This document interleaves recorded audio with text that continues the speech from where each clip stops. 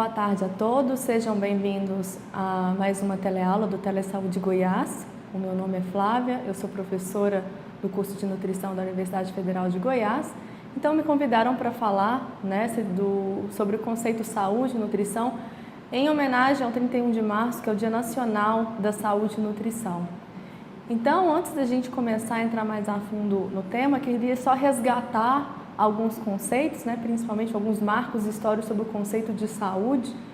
Então, em 1948, a OMS deu como definição saúde o estado mais completo de bem-estar físico, mental e social. E apesar dessa definição, desse conceito ter tido várias críticas, foi o primeiro conceito que viu o processo de saúde além da ausência de uma enfermidade, de uma doença. Então foi o primeiro passo para reconhecer que a saúde é muito mais do que simplesmente eu não ter uma doença. Um outro ponto importante também foi a Carta de Ottawa, em 1986, onde viu a promoção da saúde como um processo de capacitação da comunidade para atuar na melhoria de qualidade de vida e saúde, incluindo então a maior participação das pessoas no processo desse controle da saúde.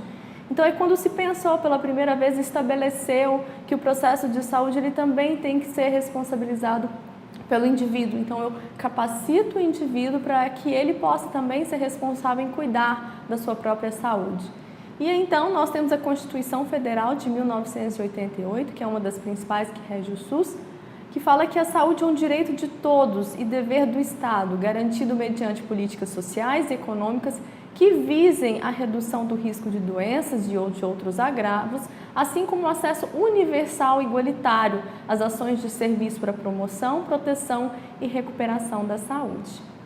Bom, e aí a gente pensa no conceito de nutrição. Se a gente pensar apenas isoladamente no que é a ciência da nutrição, essa ciência que estuda todo o processo pelos quais o organismo recebe, utiliza e elimina os nutrientes que ele ingere. Mas a gente sabe que o processo de nutrição ele é muito mais amplo, Então ele também aborda toda a parte de alimentação, ou seja, o que leva o indivíduo a estar se alimentando desde as questões sociais, políticas, culturais, são tudo aquilo que envolve uma cultura de uma pessoa estar se alimentando, assim como a dietética, que é uma outra ciência que visa como melhor utilizar os alimentos para que eles fiquem mais saborosos, para que eles fiquem mais nutritivos, para que eu consiga aproveitar ao máximo aquele alimento, utilizando então técnicas específicas da culinária para tentar então estar otimizando esse alimento que nós vamos consumir. Então, quando a gente pensa em saúde e nutrição, esses dois conceitos eles estão muito interligados, porque se eu penso na ausência de doença, a gente sabe que aquilo que eu me alimento está diretamente ligado naquela doença ou na enfermidade que pode desenvolver, assim como nos fatores de proteção. Se eu penso em bem-estar, o ato de se alimentar também é um processo de bem-estar. E social também, a gente sabe que o hábito de alimentar também é algo social. E assim como a saúde está embutida na nutrição, como eu disse previamente, aquilo que eu me alimento eu posso estar prevenindo de eventuais riscos de doença e vice-versa. Bom, então falar de nutrição saudável hoje em dia é algo um pouco desafiador, porque a gente está numa era onde as pessoas têm muitas informações e nem sempre essas informações elas são fidedignas. Então a gente precisa sempre lembrar que a nutrição saudável ela é um equilíbrio.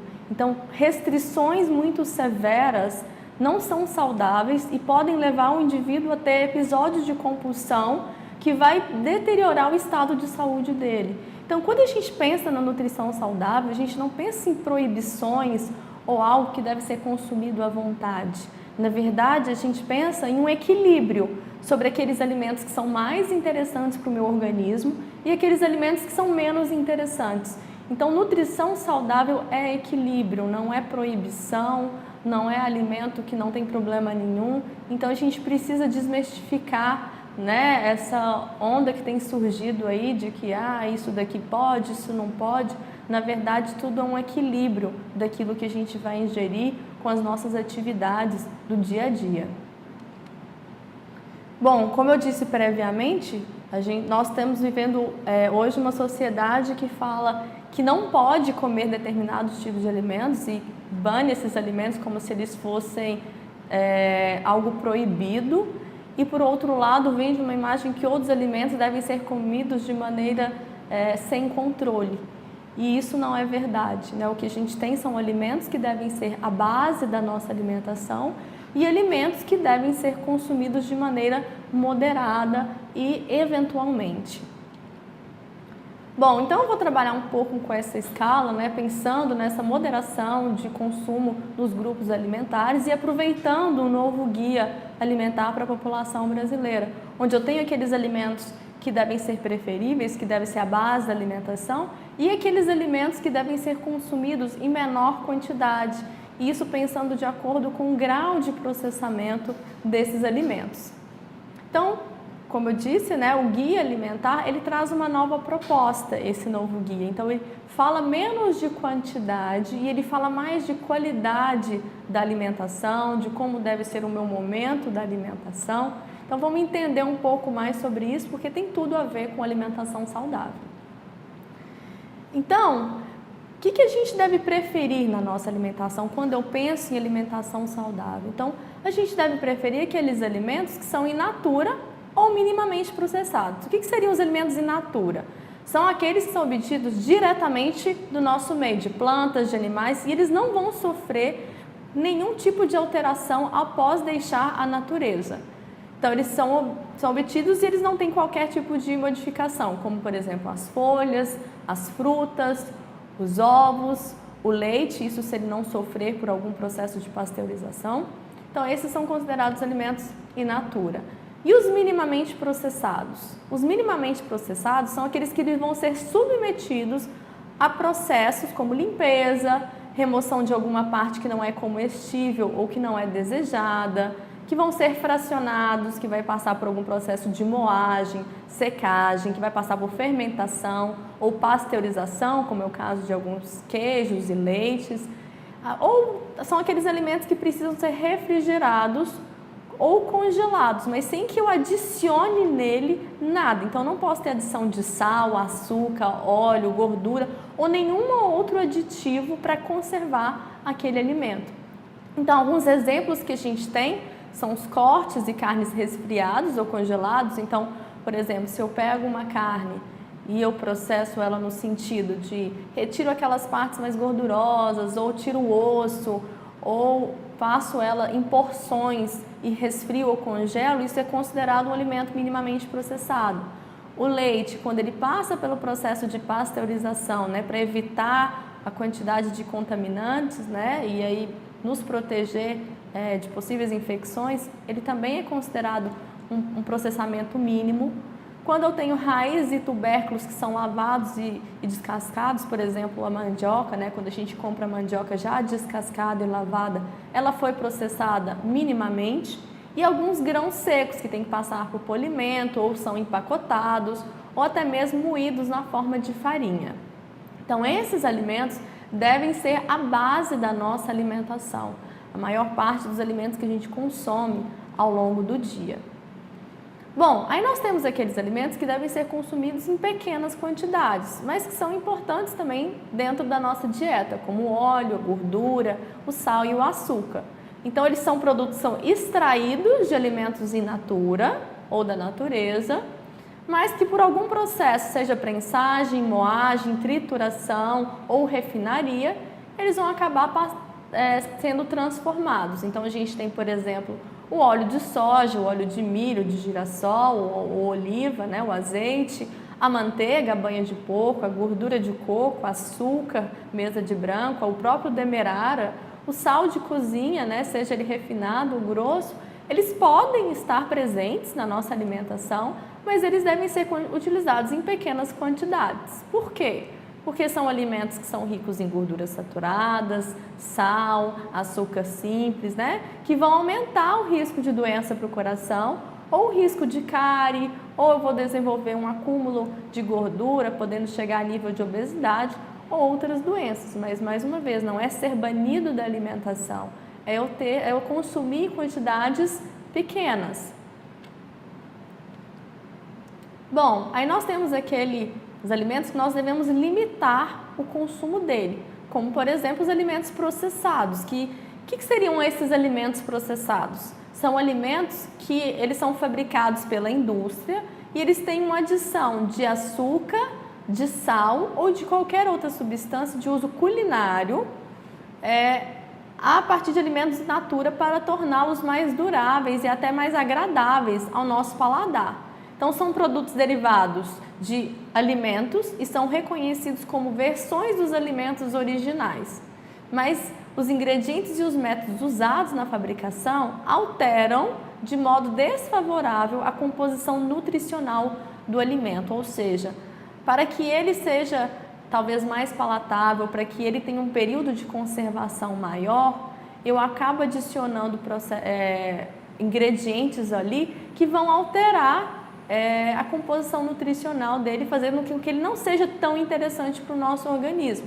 Então, por exemplo, quando a gente pensa cenoura, pepino, palmito, todos esses vegetais que são em salmoura ou que ficam em solução de sal e vinagre. Então, é uma maneira de eu estar conservando esses alimentos. Então, quando eu coloco nessa solução de salmoura, eu conservo por um tempo maior, mas acaba sendo alimentos que têm uma quantidade significativa de sal, e a gente sabe que o sal em excesso, ele pode levar ao aumento da pressão arterial. Quando a gente pensa um extrato ou um concentrado de tomate, muitas vezes eles são ricos em sal ou até mesmo açúcar. Frutas em caldas e frutas cristalizadas. Quando eu faço uma fruta em calda ou cristalizada, é um processo também de conservar aquele alimento por mais tempo, mas em contrapartida eu tenho que colocar uma quantidade muito grande de açúcar ali para que isso aconteça. Então isso faz com que o alimento tenha uma quantidade não interessante de açúcar, que pode atrapalhar os meus níveis sanguíneos de glicose, né? Pode favorecer ao ganho de peso, favorecer o desenvolvimento da diabetes. Quando eu penso na carne seca e no toucinho, também tem quantidades grandes de sal, assim como os alimentos enlatados, né? A sardinha, o atum, ou até mesmo alguns tipos de queijos, ou pães feitos de farinha de trigo, levedura, água e sal. Então, são alimentos que podem ser consumidos, mas que eu preciso limitar o consumo deles, não podem fazer parte do meu dia a dia, né? Todos os dias eu estar comendo esse tipo de alimento.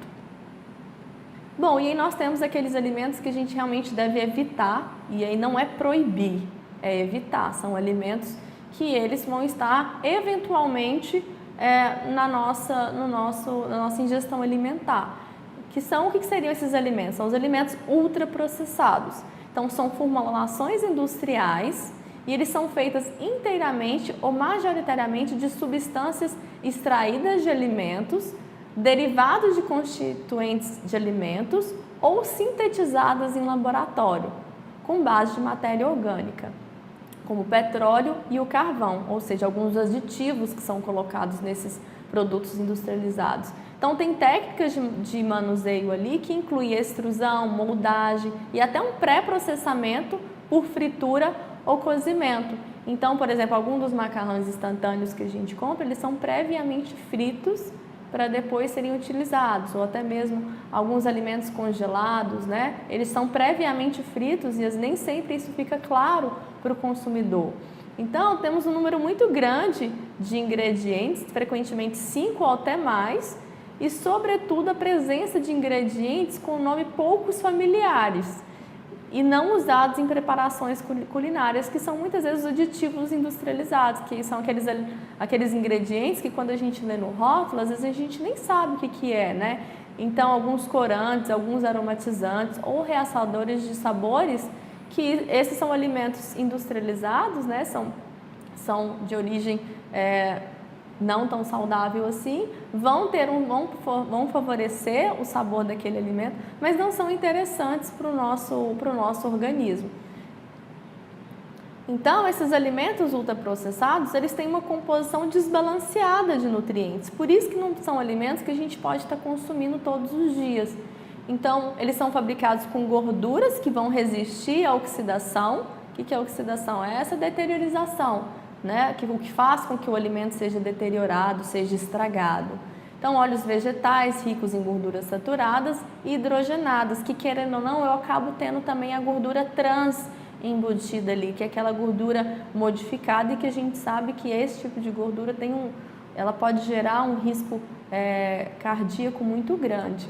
Né? São alimentos que normalmente são muito pobres em fibras, vitaminas, minerais e alguns compostos bioativos, e a gente sabe, né, que todos esses nutrientes, tanto as fibras como as vitaminas e minerais, eles são extremamente importantes para manter a saúde do nosso organismo. Então, esses alimentos eles vão favorecer diversos tipos de doenças, como doença do coração, o diabetes, alguns tipos de câncer, e até aumentar o risco de eu ter uma deficiência nutricional, e aí essa deficiência nutricional vai aumentar ainda mais o meu risco para determinados tipos de doença.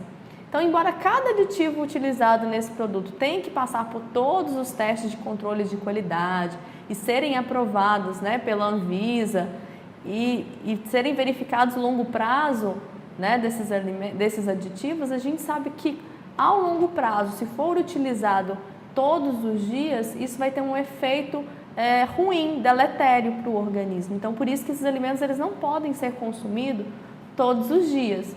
E aí a gente coloca alguns exemplos aí do que seriam esses alimentos ultraprocessados. Biscoitos, sorvetes, balas, guloseimas, esses cereais açucarados, essas misturas de bolo, até o bolo pronto que a gente compra, refrescos e refrigerantes, alguns iogurtes e bebidas lácteas que são adoçadas e aromatizadas. Né? Então, e como que eu vou descobrir se esse produto ele é ultraprocessado? É só a gente olhar no rótulo, né? Quando começar a ter ingredientes que são muito diferentes do meu cotidiano, né? Que não fazem prática da minha culinária, isso é um indício que esse alimento ele é ultraprocessado. Então, muitos dos produtos congelados, né? E prontos para crescimento, então aquelas refeições pré-prontas que as pessoas colocam no micro-ondas ou esquentam no forno, são alimentos ultraprocessados. Salsichas e outros embutidos, né, como o presunto, o apresuntado, aqueles pães de forma, pão de hambúrguer, hot dog, que já vêm prontos da indústria, né, elas acabam tendo algumas substâncias que não são interessantes, alguns emulsificantes ou aditivos, né, que vão para conservação. E eles têm um impacto sobre a cultura, a vida social e sobre o meio ambiente. Então, se a gente imaginar, né, por exemplo, esses pratos congelados. Quando eu faço uso desse prato congelado, além de eu estar entrando em contato, eu estar me alimentando de alguns aditivos que não são tão interessantes para mim ao longo prazo, eu tenho toda a parte de plástico que vai para o meio ambiente, isso vai gerar um impacto. Eu tenho também o problema do impacto social, então eu acabo gastando menos tempo com a refeição ou acabo fazendo a refeição de uma maneira mais rápida, sozinha. Isso tudo tem um impacto social e cultural que deve ser levado em consideração. Bom, então eu coloquei aqui para exemplificar, para a gente entender um pouco a diferença desse nível de processamento. Então, se eu tenho, por exemplo, um pêssego, ele seria o exemplo de algo in natura. Ele processado seria, por exemplo, pêssego em calda, que eu tenho uma adição do açúcar ali, eu só adicionei o açúcar para que eu tivesse, né, um sabor um pouco melhor e uma conservação maior.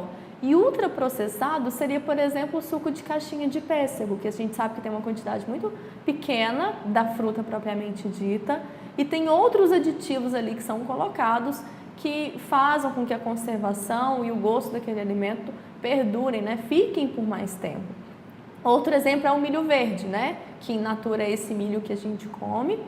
E aí eu tenho o milho verde em conserva, aqueles que vêm dentro da latinha. Então ele é um produto processado, eu tive que adicionar uma salmoura ali para que houvesse uma conservação por maior tempo do produto.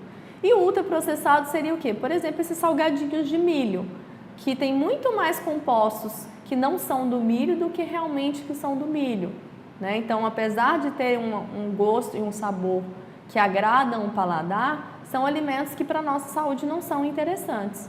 E aí, por último, né, um exemplo da carne. E aí, a carne in natura seria aquela que a gente compra no açougue, né, e leva para casa. O processado seria, por exemplo, a carne temperada, ou a carne de sol, ou aquela carne maturada que vem a vácuo, né? Que tem adições de algumas substâncias, seja o sal, né? Para maior conservação da carne, ou para dar um maior sabor para ela, mas eu tenho uma adição do sal ali. E o ultraprocessado seria, por exemplo, o hambúrguer congelado, né? Que a gente sabe que o hambúrguer, apesar dele ter carne na sua composição, ele tem um monte de outras coisas que não são tão interessantes assim para o organismo. Então, só para a gente começar a habituar, né, com a diferença daquilo que é in natura, processado e ultraprocessado. Bom, uma outra coisa que o guia traz para nós é a questão da combinação de alimentos, né? Assim como as refeições, as formas de refeições. Então, é muito interessante que a gente tenha 3 refeições principais e outras pequenas refeições ao longo do dia. Então, o que o guia fala? Que seria o interessante é a gente ter diferentes grupos alimentares nessas refeições. Por quê? Quanto maior a variedade que eu tenho de grupos alimentares, maior é a quantidade de diferentes nutrientes que eu estou ingerindo. Então, a chance de eu estar atingindo as recomendações de vitaminas, minerais, fibras, proteínas, são muito maior. Então, a gente tem um grupo de feijões, cereais, raízes e tubérculos, leite e queijo, castanha e nozes, legumes, verduras, carnes e ovos, águas, frutas. E se a gente perceber, os cereais estão ali, raízes e tubérculos estão ali, que são importantes fontes de carboidrato. Então, muitas vezes o que a gente vê, né, tem tido uma tendência de retirar o carboidrato da dieta, e isso não é recomendado, né? O recomendado é que a gente equilibre esses grupos alimentares ao longo do dia. E esses grupos, né, esse agrupamento feito pelo novo guia, ele corresponde a conjuntos de alimentos que possuem uso culinário ou um perfil nutricional semelhante. Então, se a gente pensar na raiz e tubérculos, né, eles são importantes fontes de carboidrato, assim como os diferentes tipos de cereais. Leites e queijos são importantes fontes de proteína e de cálcio, assim como vitamina D. A castanha e nozes são importantes fontes das gorduras boas para o nosso organismo, que protegem o nosso coração. Legumes e verduras também, assim como as frutas foram agrupadas, que são importantes fontes de fibras, vitaminas e minerais. Lembrando também da importância da ingestão hídrica, né? Então, a água é a nossa principal fonte de hidratação, ela não deve ser substituída por refrescos, por refrigerantes, né? Então, muitas vezes as pessoas deixam de tomar água para tomar refrigerante ou para tomar algum tipo de refresco, às vezes até suco. A gente tem que lembrar que a água é uma das principais fontes de hidratação que a gente tem. Bom, uma outra coisa muito importante quando a gente fala de alimentação saudável é o ato de comer e a comensalidade. Então é importante que eu tenha uma rotina, porque o nosso organismo precisa de uma rotina, então eu ter horários. Esses horários eles podem ser definidos por mim, mas eu preciso ter uma rotina alimentar. Né? Até uma ótima maneira da gente controlar o quanto a gente come, porque a gente sabe que se a gente fica longos intervalos sem se alimentar, o risco de eu ter muita fome na próxima refeição é maior e aí eu vou acabar querendo comer um pouco mais do que eu preciso e isso a longo prazo pode gerar um ganho de peso e futuramente uma obesidade. Outra coisa muito importante é o ambiente onde eu faço essas refeições. Então o local ele tem que ser limpo, ele tem que ser tranquilo, ele tem que ser confortável. Então de preferência sem que tenha distrações como TV ligada, uso de celulares ou dispositivos eletrônicos, né? Porque se eu tenho essas coisas para me distrair, eu acabo não prestando atenção no que eu estou comendo. Então eu acabo comendo mais rápido, eu acabo não conversando e nem interagindo com as pessoas que estão ao meu lado.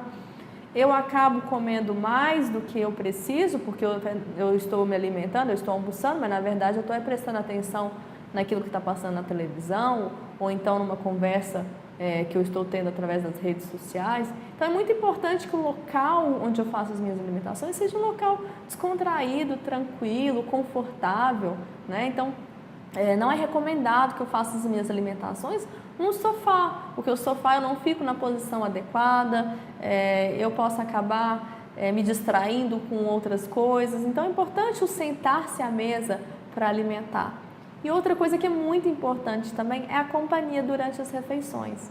Então, eu ter pessoas comendo junto comigo, aí não necessariamente tem que ser um cônjuge, né? Pode ser amigos, pode ser familiares, podem ser colegas de trabalho, mas quando eu faço uma refeição com companhia de outras pessoas, isso acaba evitando com que eu coma rapidamente, porque eu acabo me relacionando com as outras pessoas, eu acabo conversando. Isso faz com que esse momento da alimentação ele seja mais prazeroso e mais adequado. Bom, e aí eu queria pontuar algumas estratégias que a gente pode ter para poder enfrentar os obstáculos para uma alimentação saudável.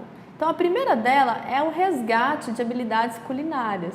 Então, o que a gente tem observado é que as pessoas elas estão cada vez cozinhando menos. Então, estão optando mais por alimentos processados e ultraprocessados e estão deixando de lado algumas características culturais relacionadas ao nosso hábito alimentar.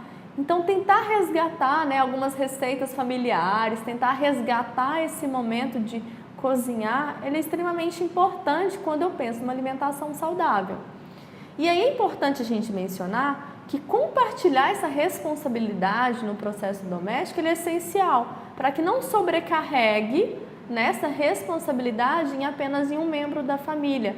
Então, uma maneira muito interessante da gente estar enfrentando esse obstáculo é o cozinhar em família, né? Então, incluir as pessoas que moram na casa para te ajudar, para estar te auxiliando. E às vezes a pessoa não precisa ter habilidades culinárias muito importantes, ela precisa só te ajudar a picar um alimento ou higienizar os alimentos que vão ser preparados ou auxiliar na limpeza da louça, né? E esse momento em familiar, ele é importante inclusive quando eu penso para as crianças, né? A melhor maneira de fazer com que a criança se interesse por uma alimentação saudável é incluir ela nessa rotina de preparo dos alimentos. As crianças elas gostam disso, elas se sentem importantes de estarem sendo incluídas naquele momento que normalmente é de adultos e elas são até mais propensas a estar experimentando uma coisa que elas mesmas prepararam.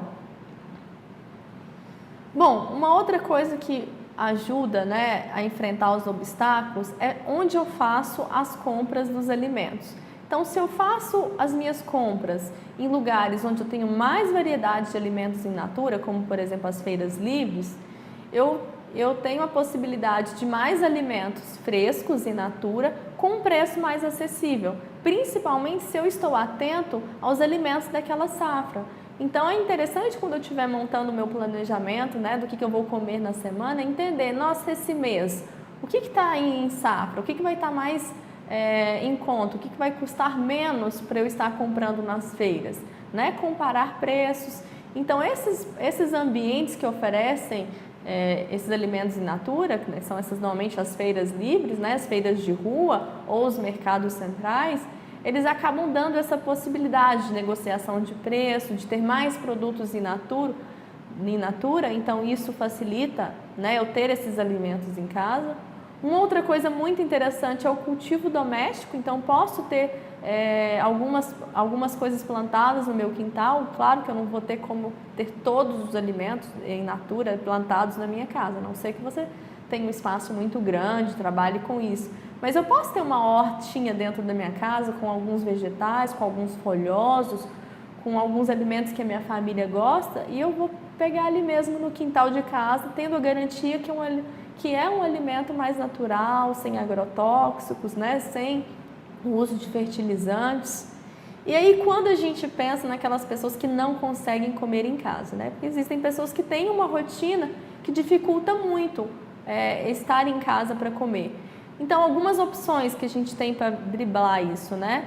É dar preferência a alimentos a restaurantes de self-service, que são aqueles restaurantes que eu escolho o que eu vou comer e eu peso. Então, eu tenho a opção de escolher alimentos que sejam mais in natura, que sejam mais saudáveis.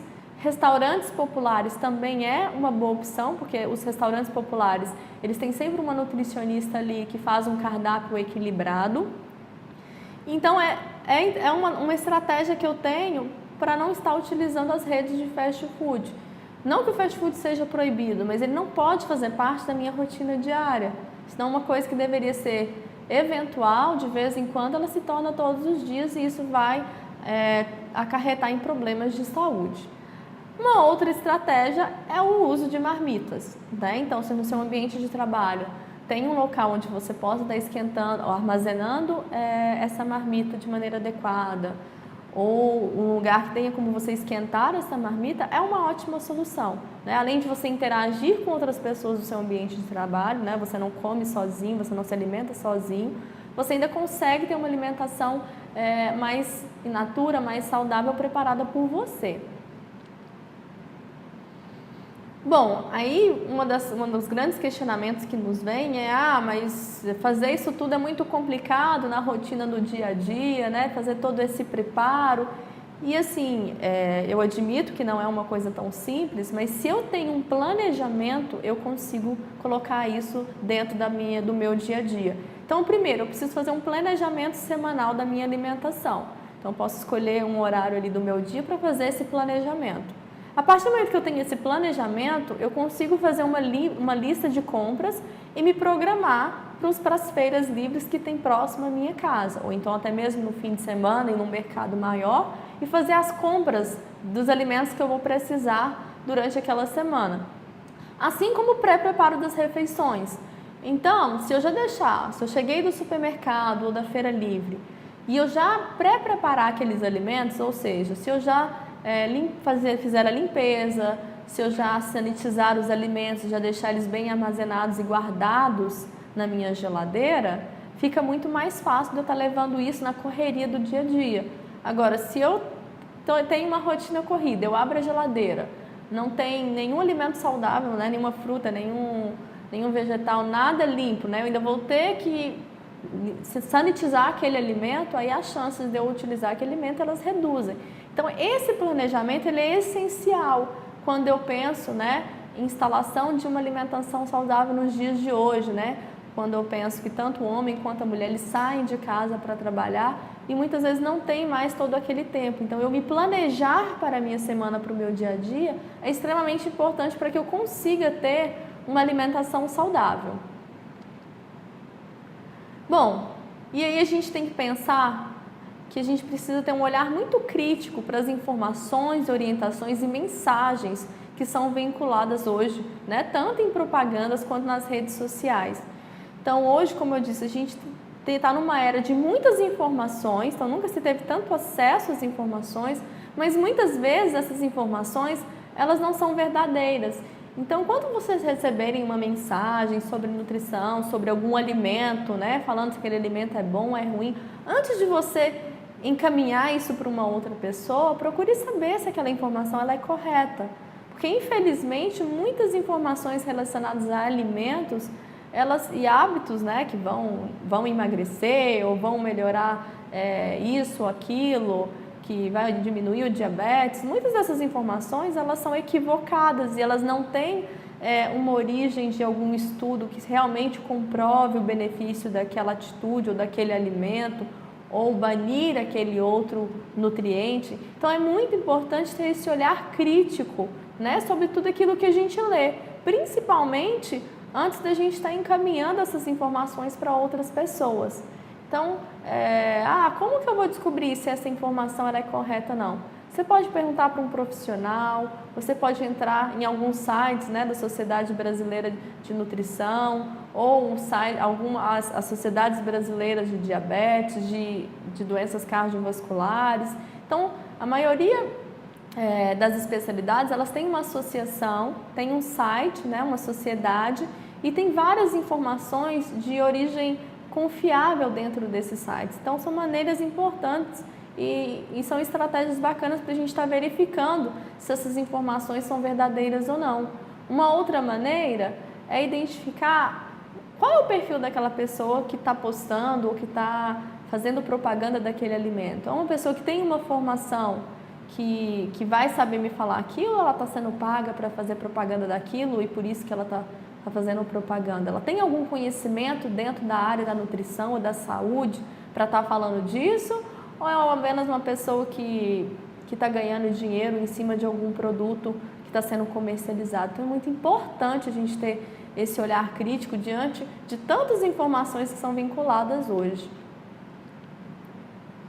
E, por fim, eu queria falar da produção sustentável de alimentos. né? Então, bater na tecla da gente tentar produzir um pouco dos alimentos que a gente consome, seja aí no seu bairro, seja dentro dos vizinhos, dentro da sua própria casa, porque é uma maneira de a gente garantir que esses alimentos eles vão estar livres de elementos contaminantes, eu vou ter uma qualidade da alimentação melhor.